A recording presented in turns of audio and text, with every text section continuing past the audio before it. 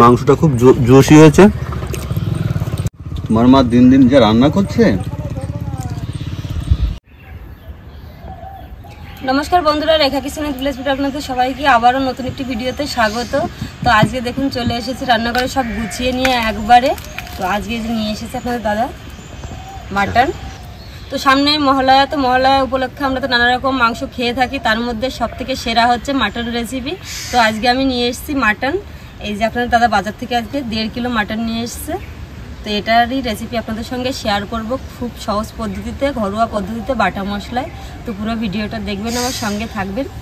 শুধু পিসটা দেখুন একবার, লেগ পিসটা।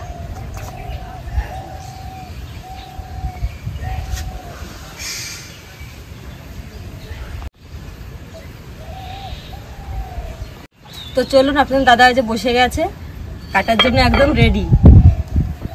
তো দিয়ে দিই, ধরো। চলে আসলাম, মটনটা আমি কেটে নেব। এটা হচ্ছে খাসির সামনের একটা লেগ, এটা হচ্ছে সিনা। এই দুটোকে আমি একসঙ্গে করে ভালো করে সুন্দর করে কেটে নেব। তোমরা দেখতে থাকো আমি কি করে কাটি।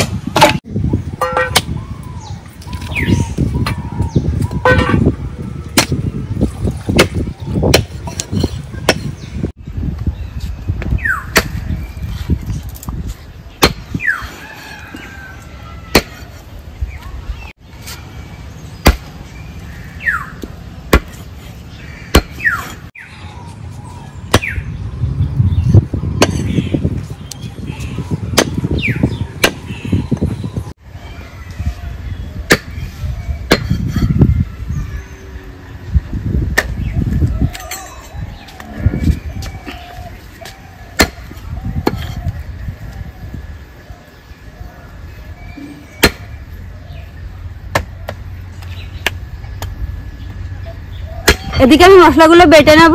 জিরে, আজকে রান্নাটা পুরো আমি ঘরোয়া পদ্ধতিতে বাটা মশলাই করছি, খুব অল্প মশলায়, খেতে কিন্তু দুর্দান্ত লাগবে।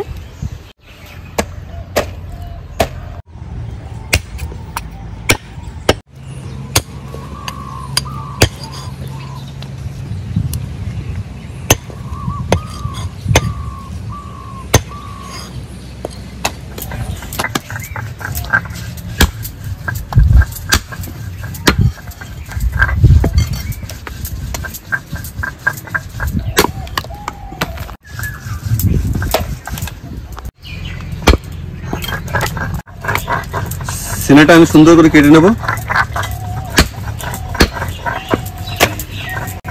এটা হচ্ছে সে নারকোল পিস। দেখুন বন্ধুরা, এটা নারকোলের পিস। এটা খেতে অনেকে বেশি পছন্দ করে। যারা তেল বা চর্বি জাতীয় জিনিস খেতে পছন্দ করে তারা এই সিনার সাইডটা খেতে খুবই ভালো লাগে তাদের।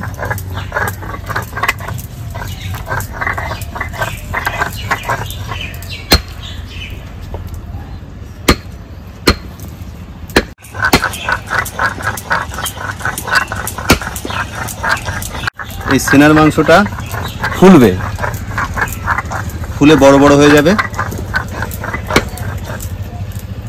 তেল মাংস, এটা বিরিয়ানির দোকানে চাপের মাংস। বিরিয়ানিতে অনেকে চাপ পছন্দ করে। চাপটা আমি কেটে নেব।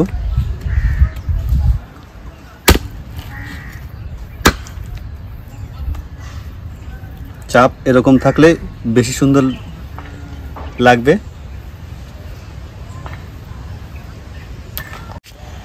আদা রসুন একসঙ্গে বেটে নেব।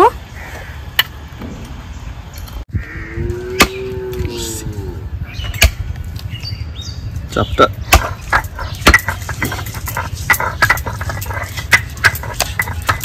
শুকনো লঙ্কা বেটে নেব।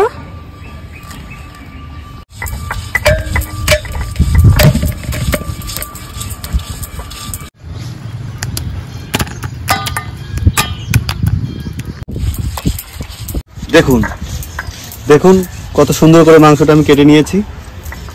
দোকানের কাটার মতো না বাড়ির কাটার মতন, সেটা কমেন্ট করে বলবেন। আর আপনাদের বাড়িতে কোনো অনুষ্ঠান বাঁধলে আমাকে ইনভাইট করবেন, যাতে আপনাদের মাংসটা আমি কেটে দিয়ে আসতে পারি। আবার খাওয়ার সময় কীরকমভাবে খেতে হবে সেটাও আমি দেখাবো সুন্দর করে, ঠিক আছে।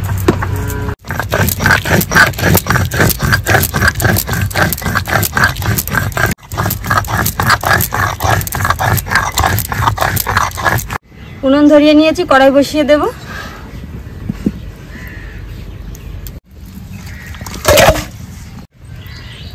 কড়াই গরম হয়ে গেছে, কড়াইয়ে দিয়ে দেবো সরিষার তেল। মাংস আমি অল্প কিছু মশলা মেখে নেব, লবণ, হলুদ গুঁড়ো, সামান্য আদা রসুন বাটা, অল্প পেঁয়াজ কুচি দিয়ে দেব। এই সব কিছু দিয়ে ম্যারিনেশন করে নেব। আমি কিন্তু তেল দেব না একটু।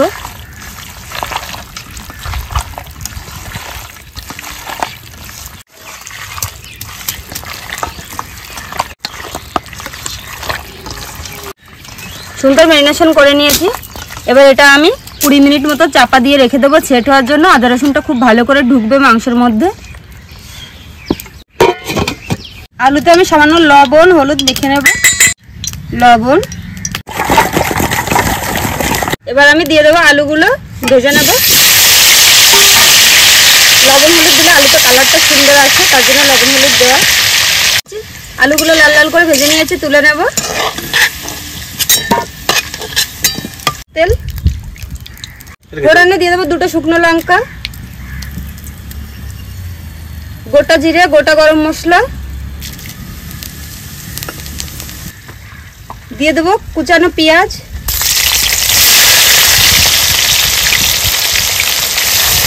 পেঁয়াজটা বেশ 5-7 মিনিট ধরে আমি সুন্দর করে ভেজে নেব, যাতে একদম নরম হয়ে যায়।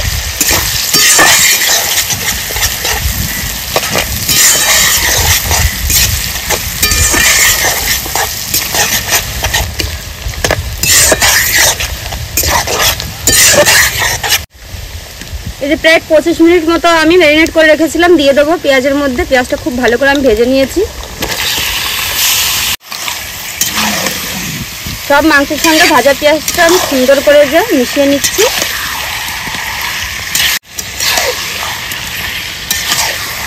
দেখুন শুধু পেঁয়াজটার কালারও কেমন হয়েছে, দারুণ। চাপা দিয়ে আমি 5 মিনিট মতো এইভাবে কষিয়ে নেব। চাপাটা খুলে নেব 5 মিনিট পর। দেখুন মাংস থেকে কত জল ছেড়ে দিয়েছে।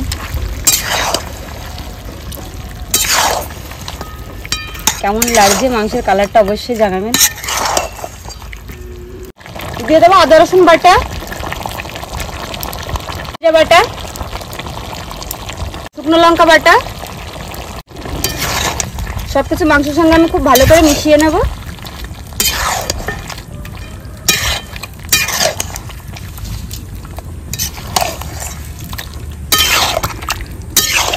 এইভাবে রান্না করলে কিন্তু, এইভাবে যদি মশলা দিই মাংসতে, তাহলে মাংসের টেস্টই বদলে যাবে, একদম অন্যরকম হয়ে যাবে। একবার বাড়িতে করে খেয়ে দেখবেন। আবার আমি চাপা দিয়ে দেবো, আর 15 মিনিট পরে চাপাটা খুলে আবার নেড়ে নেব। দেখুন মাটন থেকে জল বেরিয়েছে কত। খুব সুন্দর করে কষিয়ে নেবো এইভাবে আমি।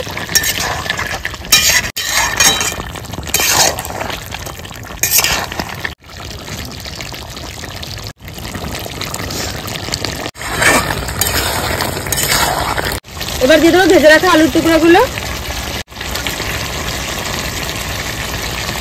কয়েকটা রসুনের কোয়া। দেখুন মশলার গ্রেভিটা একদম কিন্তু মাংসের সঙ্গে মিশে যাচ্ছে আস্তে আস্তে। এইভাবে একদম মিশে যখন যাবে তখন কিন্তু কষানো হয়ে যাবে, বুঝতে হবে। আর মাংসটা কিন্তু এইভাবেই জাল, যত বেশি জাল দেবেন তত কিন্তু গলবে আর খেতেও কিন্তু ভালো লাগবে। জালটা কিন্তু খুব ভালো হতে হবে।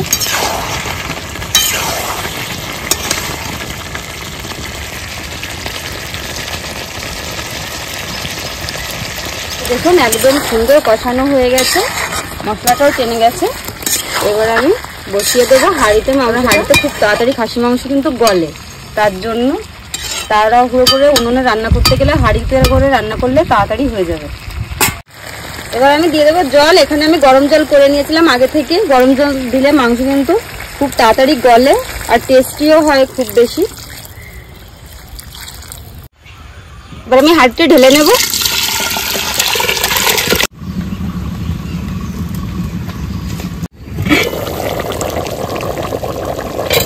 হয়ে গেছে মাংসটা অনেকটাই রান্না। আমি আর 20 মিনিট মতো রান্না করে নেব। এবার আমি দিয়ে দেব এই যে ছোট ছোট করে কেটে রেখেছিলাম এই যে চর্বিগুলো দিয়ে দেবো। এই নামানোর 20 মিনিট আগে চর্বিগুলো দিলে কিন্তু খেতে এত সুন্দর হবে, গ্রেভিটা একদম মনে হবে তেলই খাচ্ছি শুধু।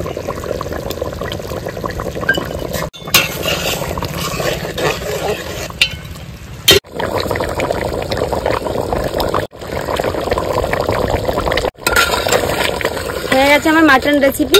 এবার সবশেষে আমি দিয়ে দেবো বেটে রাখা গোটা গরম মশলা।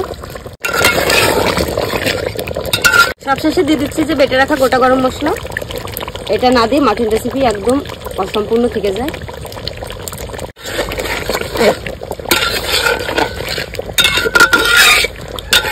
আমি এবার 2 মিনিট মতো একটু চাপা দিয়ে রেখে দেবো গরম মশলাটা দিয়ে। 2 মিনিট হয়ে গেছে, চাপাটা খুলে নেব। দারুণ একটা কিন্তু সেন্ট বেরিয়ে গেছে। এবার আমি ঢেলে নেব। কালারটা দেখুন শুধু মাংসের কেমন হয়েছে দেখুন।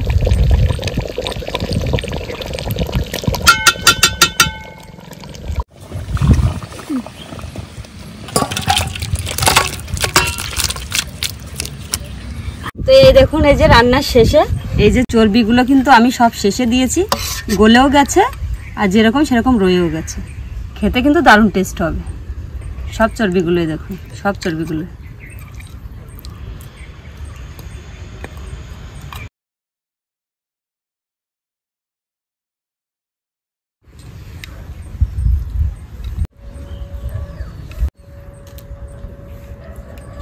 বন্ধুরা আমি এখন স্কুল থেকে চলে এসেছি, আর এই দেখুন এখানে প্রচুর জল হয়েছে, এখানে খেতে বসেছি আমরা। আমি কিন্তু খাওয়া দেখাবো শুধু কেমন হয়েছে।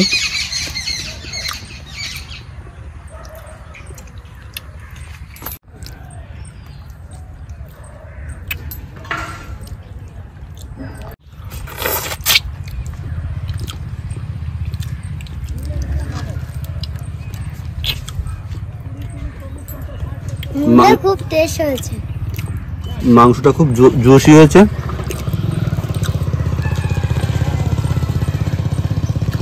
অসাধারণ যা হয়েছে না অস্মিতা, তোমার মা দিন দিন যা রান্না করছে।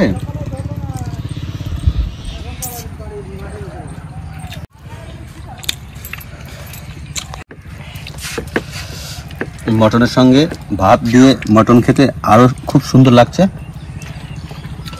আর সঙ্গে চর্বি তো আরো টেস্টি লাগে আমার কাছে। না আমার কাছে অতটা ভালো লাগে, আমার কাছে খুব সুন্দর লাগে।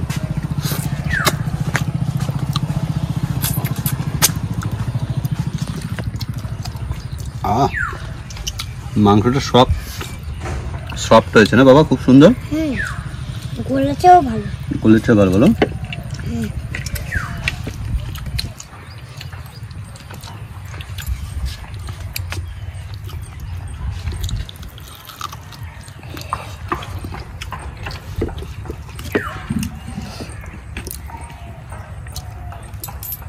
বন্ধুরা এর মধ্যে দেখি কি আছে, টান দিয়ে দেখি বেরোয়নি।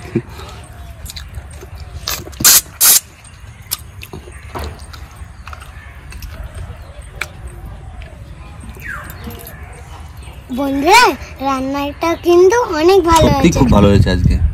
আজ তো মনে হচ্ছে 2 থালা ভাত খেয়ে নেবো অস্মিতা। তুমি যদি আমারটা খাও তাহলে আমি তোমারটা খাবো। আচ্ছা তাহলে তো আরো ভালো। চর্বি মাংসের সঙ্গে এত স্বাদ।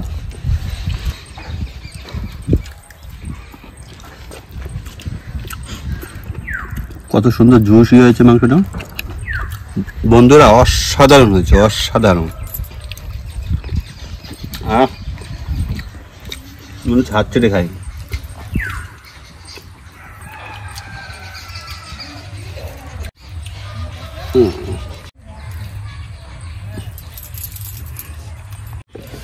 তবে দেখা হচ্ছে বন্ধুরা নেক্সট ভিডিওতে। টাটা, ভালো থাকবেন, সুস্থ থাকবেন।